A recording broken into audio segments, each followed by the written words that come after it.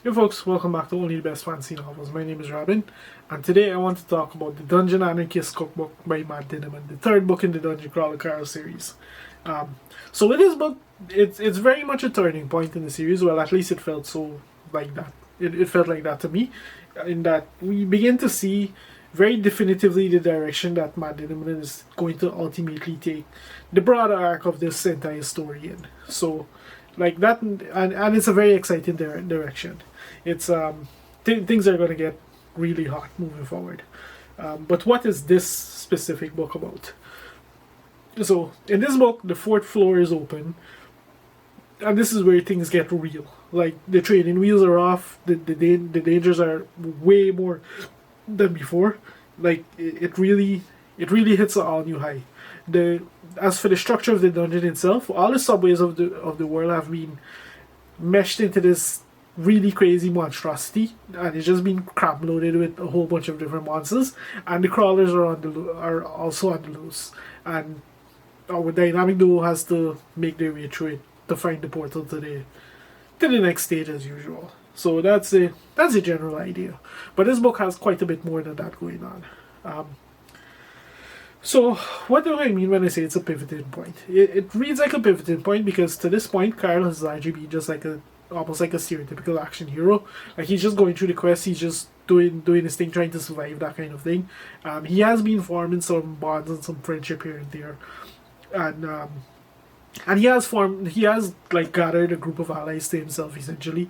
Um, and of course there's his relationship with Donut, which has been deepening, and all of these things. So he's not like a super stereotypical action hero, but it has been very much standalone, kind of just wade in the water, surviving.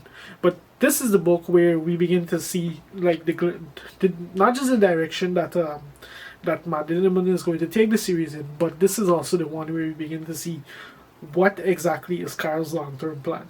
And like in the class he picks and all of these different things, like they're huge hints of the directions going in. It's not like a super, um, it's not like a super surprising direction because there have been teases of it from way back in the set, like early on in the second book and these kind of things. So this just feels like a natural continuation of that point.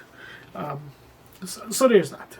Like this just feels like a good way to kind of segue into talking about the characters in general, because like I mentioned, Carl he feels he's very much himself, but with these new choices and these new and this kind of thing, he begins to become something more essentially.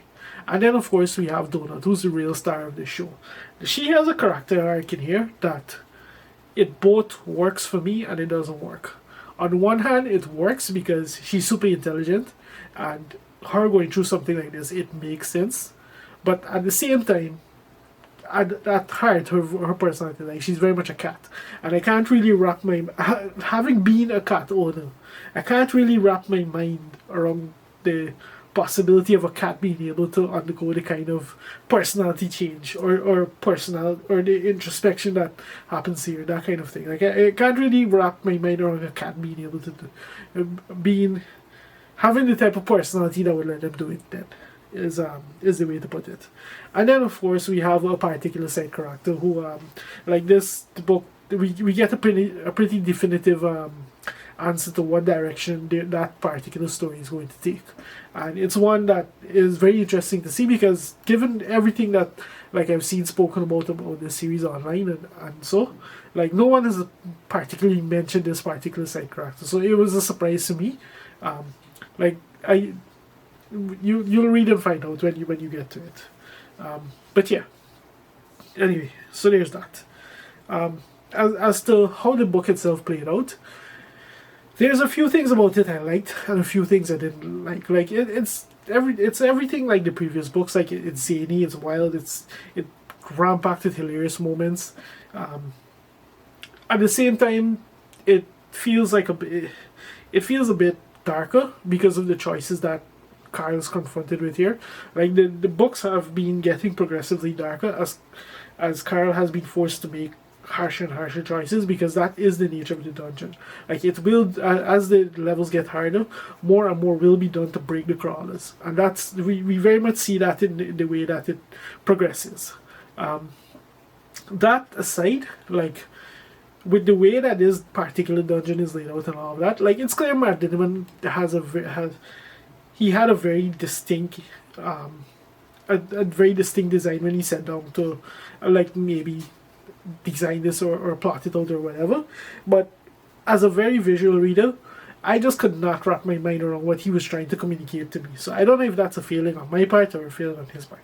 I just couldn't envision the structure of this dungeon and how he was trying to go about doing it. So, and that kind of segues into something that I realized with this book, that I don't think lit RPG is for me, which is funny because I really love this series and I will be absolutely reading it straight through. But I don't think lit RPG is for me because there's certain aspects of it that I associate more with the gaming aspect, like just in terms of like the achievements and the power scaling and the deep dive into this dungeon and the quests and these kind of things. Like, it's like, they're good, they're okay, but I don't think it's something like I could really read and be fully engaged. Like, that's going to just utterly captivate me and hook me and keep me drawn into a story.